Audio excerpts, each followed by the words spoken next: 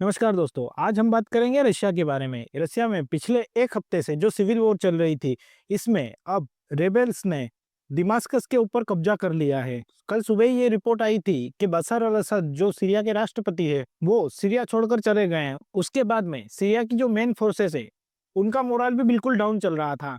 जब सीरिया के राष्ट्रपति ने दमास्कस छोड़ा था, उसके पहले ही सीरिया की गवर्नमेंट ने जितने भी उनके जो मेन ट्रूप्स थे, वो दमास्कस को प्रोटेक्ट करने के लिए लगा दिए थे। उसके बावजूद भी यहाँ पर रेबल्स दमास्कस के अंदर घुस चुके हैं। अब फाइनली ये खबर निकल कर आ रही है कि बशर अल असद जो सीरिया के राष्ट्रपति है, उन्हें रशिया ने अपने यहाँ पर शरण दी है। ये रशिया के स्टेट मीडिया की तरफ से रिपोर्ट किया जा रहा है। ये जो विद्रोही गुटों का हमला है, ये पिछले एक हफ्ते से चल रहा था। यहाँ पर अचानक हुए इस हमले में सीरिया की आर्मी कुछ संभल पाती, उसके पहले वो एक के बाद एक शहरों पे कब्जा करते गए। एलेप्पो पे कब्जा किया, एलेप्पो के बाद में उन्होंने हमा पर कब्जा किया, बाद में उन्होंने होम्स पे कब्जा किया। इसके बाद में धीरे धीरे वो आगे बढ़ रहे थे।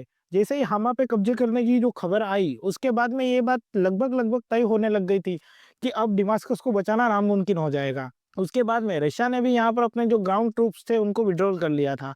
उस बात से ये बात क्लियर हो चुकी थी कि रशिया भी यहाँ पे कॉन्फिडेंट नहीं है कि यहाँ पर सीरिया जीत पाएगा। और ऐसा बताया जा रहा है कि ये जो हमला इन लोगों ने किया है, इसमें तुर्की का हाथ है। लेकिन तुर्की तो सिर्फ एक नाम है, इसके पीछे सीधा अमेरिका है। क्योंकि अमेरिका का अगर हम इतिहास जाने, तो वो बशर अल असद हो या हफज अल असद हो, इन किसी को भी पसंद नहीं करता है। बशर अल असद रशिया से ज़्यादा नज़दीकी रखते थे, इसलिए अमेरिका उनको शुरू से ही हटाना चाहता है। इसके पहले उन्होंने अरब स्प्रिंग के अंदर भी यही कोशिश की, किसी ना किसी तरह असद को हटाया जाए। लेकिन असद को उस वक्त हटाने में ये लोग कामयाब नहीं हो पाए थे। उसके बाद में ही ये जो विद्रोही गुट आज लड़ रहा है बशर अल असद के खिलाफ, इस गुट को सीरिया की आर्मी से अलग कर कर ये अमेरिका वालों ने ही बनवाया था और सीरिया के अंदर सिविल वॉर शुरू करवाई थी। अगर हम बात करें सीरिया के इतिहास की, तो 2014 के आसपास भी लगभग यही विद्रोही गुट सीरिया पर कब्जा कर लेता, लेकिन उस वक्त रशिया की आर्मी यहाँ पर उतर गई, जिसकी वजह से इन लोगों के लिए आगे बढ़ना बहुत मुश्किल हो गया था। उसके बाद में आईएसआईएस आ गया, जिसकी वजह से सारा मामला ही ठंडा पड़ गया और 2020 के बाद में बिल्कुल यहाँ पर शांति जैसा ही माहौल था। और साथ ही साथ ये भी बताया जा रहा था कि ये जो हमला इन विद्रोही गुटों की तरफ से असद की आर्मी के ऊपर किया गया है, इसमें और अमेरिका की एयरफोर्स ही इनको एयर कवर प्रोवाइड करा रही है, ऐसी खबर भी आ रही थी। रशिया ने भी एयर स्ट्राइक की थी इन गुटों के ऊपर। लेकिन अब कल से ये खबर आ रही है निकल कर, ये अभी तक कंफर्म नहीं है, लेकिन कुछ मीडिया चैनल की तरफ से ये दावा किया जा रहा है कि जो इजराइल है, जैसे ही उन लोगों ने दमास्कस पर कब्जे की खबर सुनी, उसके बाद में इजराइल ने भी सीरिया के ऊपर हमला कर दिया है। उन्होंने भी इन्वेट कर दिया है सीरिया को। अभी ये बात कितनी सच है, इसके बारे में अभी कुछ कोई ऑफिशियल ऐलान नहीं हुआ है। और अगर इजराइल इन लोगों को सपोर्ट कर रहा था, तो इन लोगों के गवर्नमेंट में आते ही इजराइल सीरिया पे हमला क्यों करेगा? इसके पीछे सीधा सा कारण ये है कि अगर सीरिया के कुछ और हिस्से पे इजराइल कब्जा कर लेगा, तो उसके बाद में इन दोनों के बीच में पीस टॉक होगी।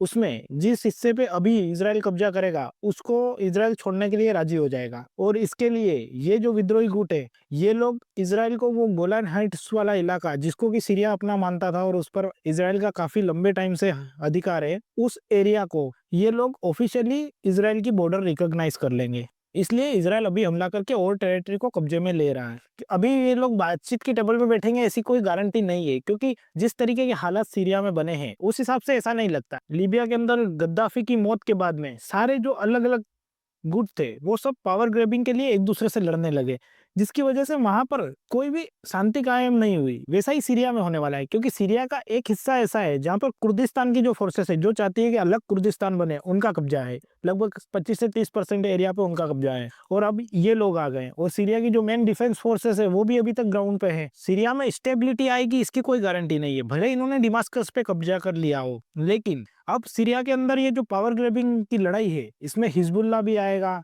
ईरान की तरफ से, ईरान भी इन्वॉल्व होगा, रशिया भी रहेगा। साथ में ये जो सीरिया की जो ग्राउंड फोर्सेस है, जो असद के खास लोग हैं, वो लोग भी रहेंगे। ये विद्रोही गुट भी रहेगा, कुर्दिस्तान के लोग भी रहेंगे, कुर्दिस्तान आर्मी के लोग भी रहेंगे।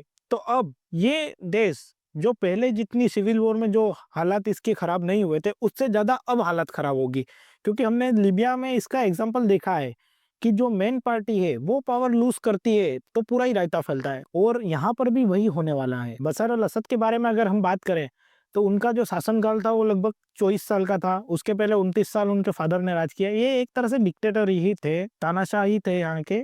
लेकिन ये मिडिल ईस्ट का एक इतिहास भी रहा है, भले वो सद्दाम हुसैन हो, गद्दाफी हो या कोई और हो। जो तानाशाह होता है, वो आतंकवादी संगठनों पर पूरी तरीके से पाबंदी लगा कर रखता है। उसके बाद में जो डेमोक्रेटिक गवर्नमेंट होती है, और वो लोग इन आतंकवादी संगठनों को हैंडल करने में उतने कामयाब नहीं हो पाते। अब ये जो सीरिया में हुआ है, इसके बाद में अब क्या होगा ये किसी को भी नहीं मालूम।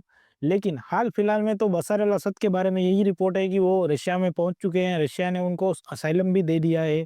अब आगे रशिया यहाँ पर किस तरीके से रिएक्ट करेगा ये बात देखने वाली रहेगी, क्योंकि रशिया भी अभी यहाँ पर पीछे नहीं हटने वाला। और ईरान और हिजबुल्लाह के लिए भी बशर अल असद का होना बहुत ज़्यादा ज़रूरी था, क्योंकि सीरिया एक बड़ा देश था ईरान और हिजबुल्लाह को सपोर्ट करने के लिए।